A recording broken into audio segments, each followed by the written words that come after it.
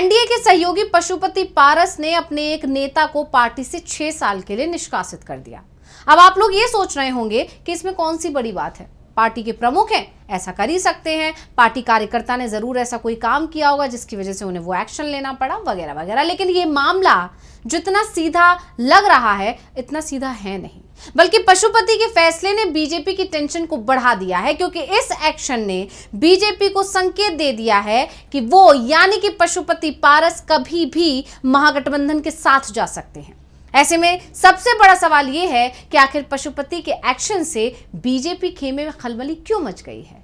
क्यों इस पूरे मामले को महागठबंधन से जोड़ा जा रहा है? क्यों महागठबंधन के मजबूत होने के दावे किए जाने लगे हैं? और पशुपति के इस एक्शन का महागठबंधन और लालू यादव से क्या कनेक्शन है? पशुपति पारस क्या संकेत देने की कोशिश कर रहे हैं बीजेपी को और एनडीए को? इन सभी सवालों पर हम अपनी स्पेशल रिपोर्ट में विस्तार से करने जा रहे हैं चर्चा। नमस्कार, मैं हूं अंशिता। लालू प्रसाद यादव के बड़े बेटे तेज प्रताप यादव के एक पोस्ट ने लालू परिवार ही नहीं बल्कि पूरे बिहार की राजनीति में तहलका मचा दिया, जिसकी सबसे बड़ी वजह इस पोस्ट की टाइमिंग थी, क्योंकि आने वाले कुछ महीनों में बिहार में विधानसभा चुनाव होने हैं और आरजेडी मुख्य विपक्षी पार्टी है, यानी महागठबंधन का जो नेतृत्व है वो भी आरजेडी की तरफ से किया जा रहा है। ऐसे में ऐसी खबर आना आरजेडी के लिए एक बड़ा झटका माना जा रहा है। हालांकि तेज प्रताप यादव का यह दावा है कि उनकी आईडी हैक हो गई थी, उन्होंने ये पोस्ट नहीं किया है, लेकिन इस एक बयान के बाद से अभी तक वो चुप बने हुए हैं, जबकि उनके खिलाफ बड़ा एक्शन भी ले लिया गया पार्टी की तरफ से।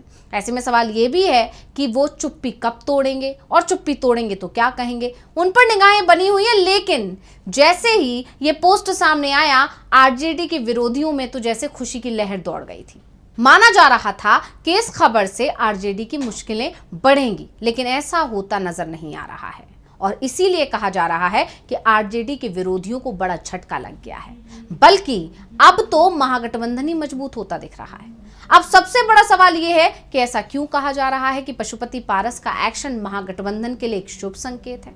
इसे समझेंगे, लेकिन पहले ये जानते हैं कि पशुपति पारस ने ऐसा क्या एक्शन लिया है और किसके खिलाफ लिया है, और उससे भी बड़ा सवाल ये एक्शन क्यों लिया है। तो आरएलजेपी यानी कि राष्ट्रीय लोक जनशक्ति पार्टी ने आकाश यादव को पार्टी से निकाल दिया। अब यहां सबसे पहले ये जानिए कि आकाश यादव हैं कौन। वैसे इन दिनों ये नाम काफी चर्चा में बना हुआ है, तो जाहिर है आप लोग समझ ही गए होंगे कि आकाश यादव हैं कौन। चलिए फिर भी बता देते हैं। तो आकाश यादव हैं अनुष्का यादव के भाई, जिसे लालू यादव के बड़े बेटे तेज प्रताप की कथित गर्लफ्रेंड बताया जा रहा है, यानी अनुष्का यादव, जो पोस्ट में साफ साफ नजर आई उन तस्वीरों में तेज प्रताप यादव के साथ। तो तेज प्रताप यादव की आईडी से उनके और अनुष्का की तस्वीरें और वीडियो साझा किए गए थे, और साथ में ये दावा भी किया गया था उस पोस्ट में कि ये दोनों 12 साल से एक साथ हैं। कुछ तस्वीरों को लेकर तो दावा ये भी किया जा रहा है कि तेज और अनुष्का की शादी तक हो चुकी है, और इस पोस्ट के बाद से ही तहलका मच गया। आकाश यादव, जो कि आरएलजेपी के यूथ विंग के राष्ट्रीय अध्यक्ष हैं, उन्होंने तेज प्रताप और अनुष्का यादव का मामला सामने आने के बाद बयान दे दिया। उन्होंने कहा था कि ये दो परिवारों की इज्जत का मामला है। अनुष्का मेरी छोटी बहन है, अनुष्का और तेज दोनों बालिग हैं, जो भी किया है संविधान के दायरे में किया होगा। उन्होंने ये भी कहा कि इस पूरे मामले में लालू यादव को पहल करनी चाहिए। लालू यादव दो परिवारों की इज्जत बचाएं, परिवार का मान सम्मान बरकरार रखना चाहिए, और यही नहीं, उन्होंने ये भी कहा कि दोनों के निजी जीवन पर कोई टिप्पणी नहीं करनी चाहिए।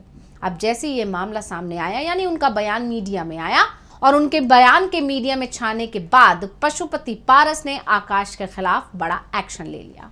उन्हें पार्टी से 6 वर्षों के लिए निष्कासित करते हुए बाहर का रास्ता दिखा दिया।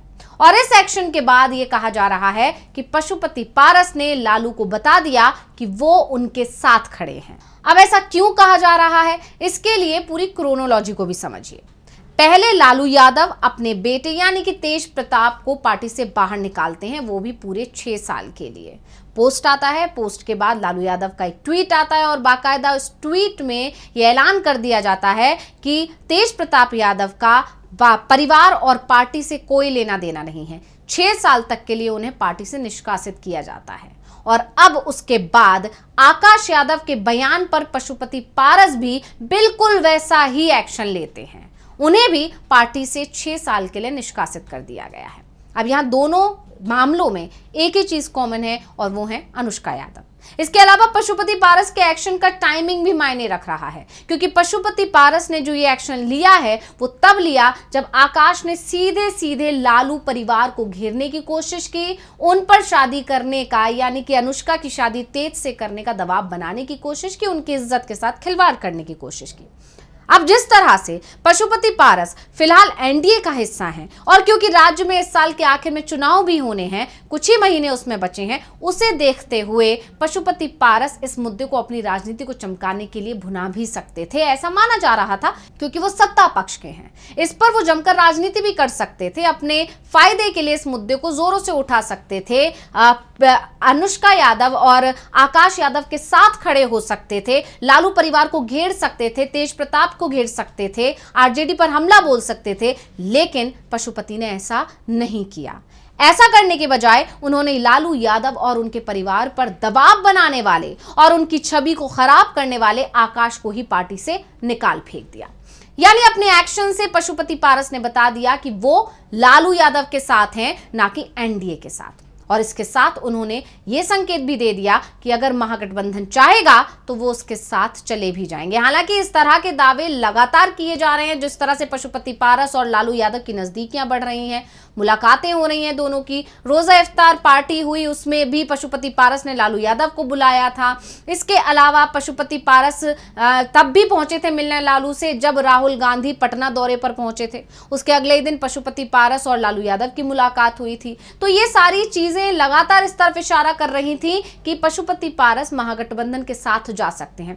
इसके अलावा पिछले दिनों कई बड़े मुद्दों पर पशुपति पारस की जो राय थी वो एनडीए से अलग दिखाई दी और महागठबंधन के साथ जाती दिखाई दी। कई मुद्दों पर उन्होंने चिराग पासवान को, नीतीश कुमार को और बीजेपी को घेरने की कोशिश की। ये सब एक तरफ इशारा कर रहा था कि पशुपति पारस महागठबंधन के साथ जा सकते हैं, लेकिन पशुपति पारस लगातार इस कोशिश में लगे थे कि बीजेपी उनकी शर्तों को मान ले, यानी कि इस बार उनके मन मुताबिक उनको सीट्स दे दी जाएं। लेकिन अब जब बीच में ये मामला आया और पशुपति पारस ने जो स्टैंड लिया, उससे ये साफ हो गया कि पशुपति पारस कभी भी बीजेपी को बड़ा झटका दे सकते हैं। यानी बिहार की राजनीति में अचानक जो भूचाल मचा था, उसे देखकर विरोधी खुश थे। उन्हें उम्मीद थी कि नुकसान आरजेडी को होगा, लेकिन इस भूचाल के बाद भी आरजेडी और महागठबंधन मजबूत हो रहा है, उल्टा एनडीए कमजोर हो रहा है, जिससे बीजेपी खेमे में खलबली मच गई है, क्योंकि एनडीए के सहयोगी पशुपति पारस ने यह बता दिया है कि वो कभी भी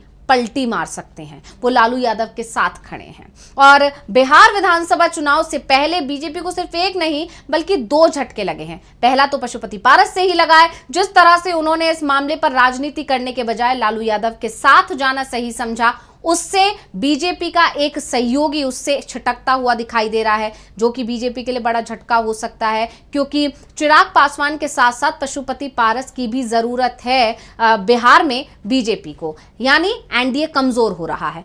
वहीं दूसरी तरफ इस मामले के सामने आने के बाद बीजेपी को ये उम्मीद थी, विरोधियों को ये उम्मीद थी कि तेज प्रताप इस पूरे मामले को लेकर शायद अपनी पार्टी के खिलाफ, अपने परिवार के खिलाफ कोई एक्शन लेंगे, क्योंकि तेज प्रताप यादव का जो इतिहास रहा है बयानों को लेकर वो ऐसा ही रहा है। वो बहुत मुखर रहे हैं और कई बार अपनी पार्टी के लिए मुसीबतें खड़ी करते रहे हैं, अपने परिवार के लिए मुसीबतें खड़ी करते रहे हैं।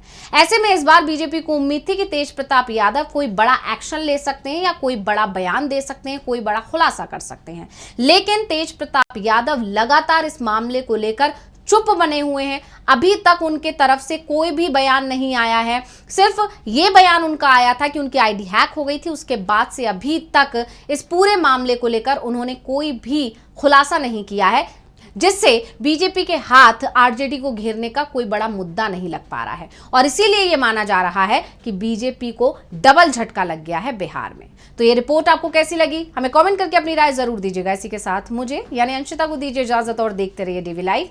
नमस्कार।